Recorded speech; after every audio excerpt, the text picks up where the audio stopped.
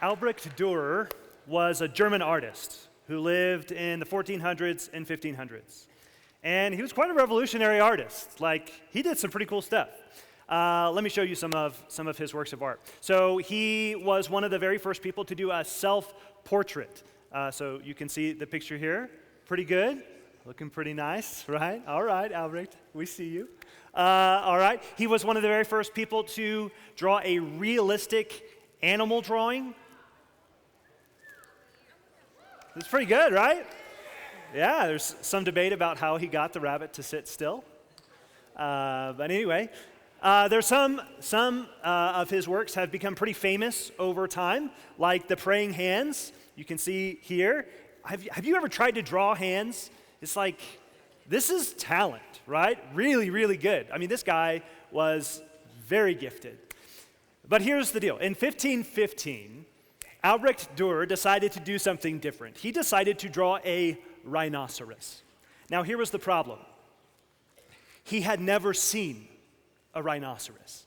I mean, most people in his area had never seen a rhinoceros. So he just was relying on the descriptions that other people had written down and another person's crude sketch. And then Albrecht Dürer sat down and he tried to draw a rhinoceros.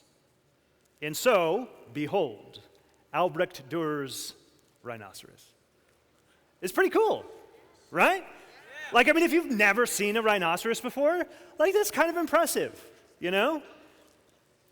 But at the same time, I don't know, it's not quite the same as the others, right? Like, the dude looks like a dude, and the rabbit looks like a rabbit, and the hands look like hands, and the rhinoceros, not so much. I mean, it's cool, but that's not really what a rhinoceros looks like. I've seen a rhinoceros, and that's not it. It's one thing to imagine what something must be like. It's another thing to actually experience it yourself. You know, all week long, we've been talking about kingdom work. And I hope, as you've been hearing all of these stories that have been going on, you've been trying to sort of imagine in your life what it might look like for you to be a kingdom worker. I think that's awesome. But can I tell you a danger? As you begin to hear these stories, I think maybe some of the danger is that you might begin to think to yourself, man, that's so cool. You know what? Next summer, I want to be on stage telling my kingdom worker story. Or you might begin to think, you know what, that's so cool that person did that. I would love for my youth group to know me as the kid who did that. And what we could do is we could copy the actions of other people without ever really experiencing the heart of service ourselves. And if we do, I think we might become a little bit like Dürer, trying to draw a rhinoceros. So here's what we're talking about today. The Spirit of Jesus changes our posture towards the world. What this means is that as Jesus comes and lives inside of us, as his Spirit fills us, it actually changes the way we orient ourselves to the world around us. It helps shift us from just engaging in an activity to actually having this experience, this transformation all on our own. This is what the Spirit of Jesus comes to do within us.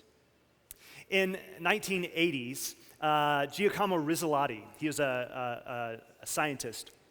He ran some tests, some experiments with some monkeys, okay? So he hooked up monkeys with all these brain sensors and then had them do some, random stuff. And he was trying to notice which part of the monkey's brain would fire when they would do certain activities. So a monkey would pick up a peanut and he would notice okay, it's this region of the brain, their neurons are firing, okay? But then they left all of the sensors on, they continued on with some other experiments, and then they noted something interesting. When the monkey would watch someone else do that activity, like when the monkey would watch a researcher pick up a peanut, that same area of their brain would fire. This was surprising to them. So they tried it with a few other things, and it worked for other activities as well. The same area of the brain that would light up when a monkey would put a peanut in its own mouth would also light up when the monkey watched a researcher put a peanut in its mouth, right? Essentially, this is like what you've seen when you've like watched adults try to feed babies, right? Like, right? We've seen, no? Okay, thank you. Mirror neurons is what these things are called. Rizzolatti and his team sort of developed this concept that people hadn't really talked about before. And Rizzolatti said, mirror neurons allow us to understand people's minds, not only through conceptual reasoning, but through imitation, feeling, not thinking. This is all part of the reason that, like, you know, when we watch someone else get a paper cut, we wince. Or when someone eats something sour, like our faces pucker a little bit. Or when we see someone yawn, we yawn ourselves. Mirror neurons. Here's another interesting fact. Neuropsychologist Donald Hebb noted that neurons that fire together wire together. Our brains are always shifting and changing. And the reality is that consistent patterns of thinking or consistent patterns of neurons firing actually can form new pathways in your mind where your neurons almost become like wired together, hardwired together. So if you want to pick up a new skill or a new activity, you just hang around someone who does that. And over time, your brain actually begins to shift and change a little bit in the direction of the thing that you're watching. I wonder if this is what Jesus was actually trying to do with his disciples. I mean, he spent 3 years with them, going everywhere with them, doing almost everything with them. I mean, he was with them all of the time. And yet Jesus seems to have a clear sense of his impending death. He knows what's coming. And when he gets to about 24 hours before he's going to die, there's still some things that he would like to do with his disciples. And so he gathers them all together. They celebrate a Jewish feast called Passover together. And as they're all sitting there around this table, as they're all sort of celebrating, remembering all of the ways that God had acted in history to bring the Jews out of Egypt, celebrating the Exodus, right in the middle of that meal, perhaps at the time when they would do some sort of ritual washing, Jesus stands up. He takes on the look of a servant, and he begins to go around and wash everyone's feet. It's kind of a weird story. And then he sits down afterwards, and he says, all right, let me unpack this object lesson for you. You call me teacher and Lord. And that's good, because that's what I am, right? Do you normally respect someone who is your Lord?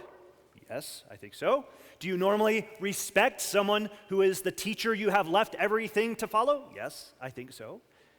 And so Jesus says, if you call me teacher and Lord, and that's good because that's what I am, and if this is what I have done for you, which it is, then this is how you should act with one another. Now, listen, if this was just about action, if this was just about doing an activity, I think the disciples, and even us, could probably get on board with that pretty easily, right? Like, if this is just about doing something gross a little bit, all right, I'm in, you know? Like, anybody can do something gross for a little bit. Like cleaning a toilet, not my favorite, but if I got to do it a couple times, okay, no problem. I've got kids, cleaning up vomit, not my favorite thing to do, but, you know, if it needs to be done and I got to do it a couple times, all right, I can do that. Washing dirty feet feels like a weird thing to do, but hey, if that's what I got to do, let's do it. And if Jesus is saying serving in the kingdom is like washing someone's feet, like if that's all I got to do, then I'm like, shoot, someone bring me some dirty feet. I am all in. I am totally going to take care of this, right? But the problem comes when it's not just a one-time activity. The problem comes when it becomes like a pattern of behavior. When we're not just washing people's feet once, but it becomes sort of the posture we take for everything that we do. As we engage in activity over and over and over again, then I think some questions start to bubble to the surface. Like, what do I feel when I do it? Do I feel anger or frustration? Do I feel pride? What is kind of happening inside of me? How do I orient myself to the task? Is it with self-hatred? Is it with arrogance? And my concern is that as we're hearing all of these stories about all of these things that are happening, we can begin to think, you know what? I can do that. We've been talking this week about how Jesus is over us, right? We submit to him. Jesus is over us. And then when Jesus is over us, that begins to have some changes for us. As we say yes to Jesus, he begins to change us. He changes the way we think. He changes the way we act. And my concern is that we would change the way we think, and we would change the way we act, and we would begin to do all of these things, just sort of like leaving feelings to the side. Like we don't really need to worry about that. But then as we busy ourselves with thinking and doing and doing and doing and doing, we might begin to think, hey, I want to be the best servant in the youth group. Or I want to be the best kingdom worker out there. I want to be the most aggressive advocate for those who are in need. And what could happen is that some feelings could start to rise up within us that say, you know what? I kind of am better than the rest of these people because they don't serve like I serve. I think this is a real temptation. This is a real problem. Because the reality is, guys, that the kingdom of God is not a list of things to do. The call of Jesus is not a call to just do, as if the point of the Christian life was a series of tallies or marks that we might complete in order to demonstrate to everybody that we are worthy of being saved. No. It seems to me that the call of Jesus is to transform not just our thinking and not just our doing, but also our feeling as well. I think this is part of what Jesus was getting at earlier in the Gospel of Matthew when he was with his disciples. Here's what he said in this passage. You've heard it before. He says in Matthew chapter 11, verse 28, "Come to me, all you who labor and are heavy laden, and I will give you rest. Take my yoke upon you and learn from me, for I am gentle and lowly in heart, and you will find rest for your souls. For my yoke is easy, and my burden is light." Now, I don't know how you've heard this before, but a few months ago, I was talking to my friend Sergio, and he helped me see this in a way that I had never really thought about before. We were talking about this text, and he was talking to me about a yoke, and he asked me what I pictured. And honestly, in my mind, I pictured a yoke. Now, if you don't know what a yoke is, it's this sort of like wooden thing that you put on an animal that they might do work, right? And so in my mind, I pictured a single yoke, something like this, right? So I'm there, I've got this yoke on me, and I'm kind of plowing away at the Christian life. And Jesus, he's behind me, right? He's sort of driving it. And Jesus is a gentle master, like he's good, but there he is, he's behind me, he's kind of moving me forward. But what Sergio challenged me with is he was like, hey, I don't think single yoke is like a thing in the New Testament. I think it's like a double yoke. And I started looking into it, and he's right.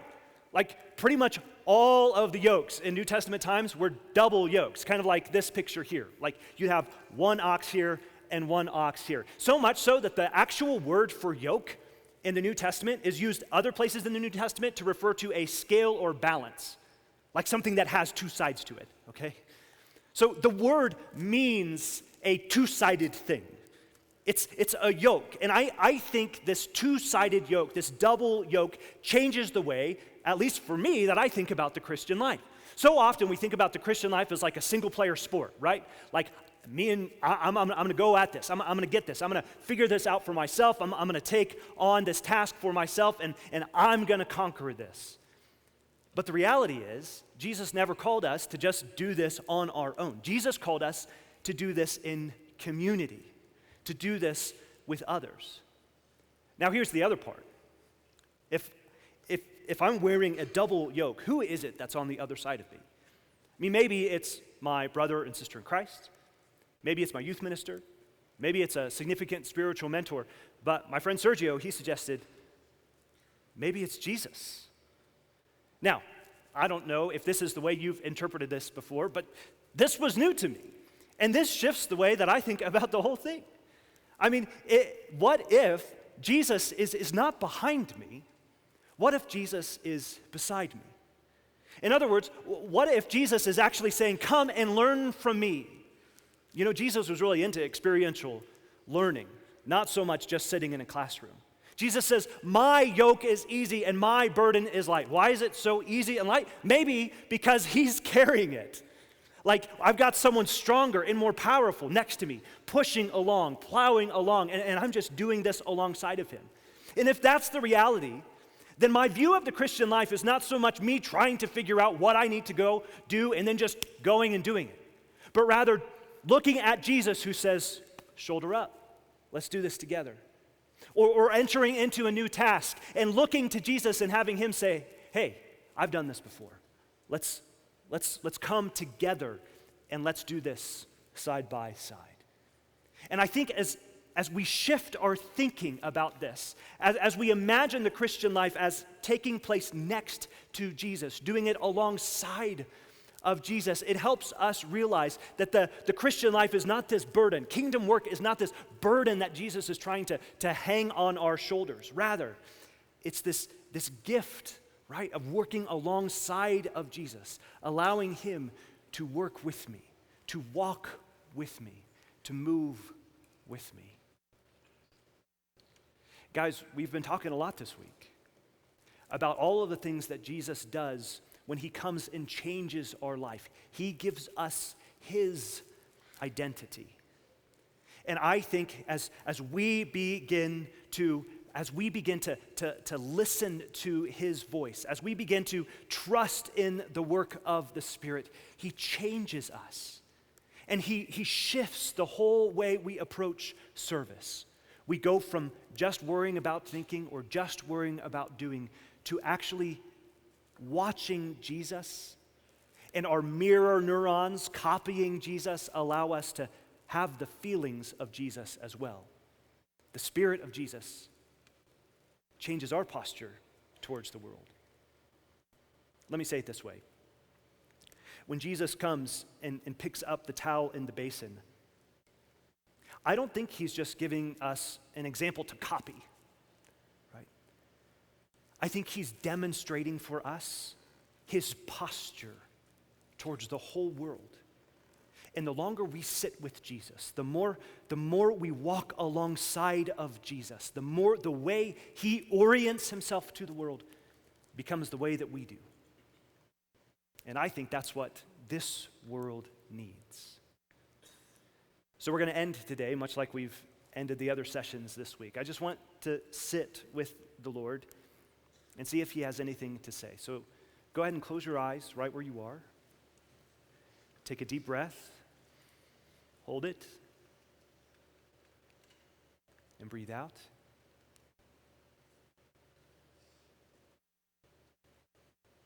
And I want you to just imagine this yoke. Like, imagine that you've got this yoke on you and Jesus is next to you.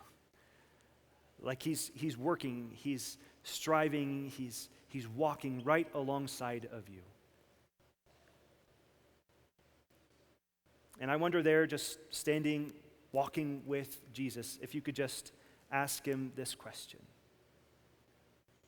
Jesus, how do you want to change my posture of service?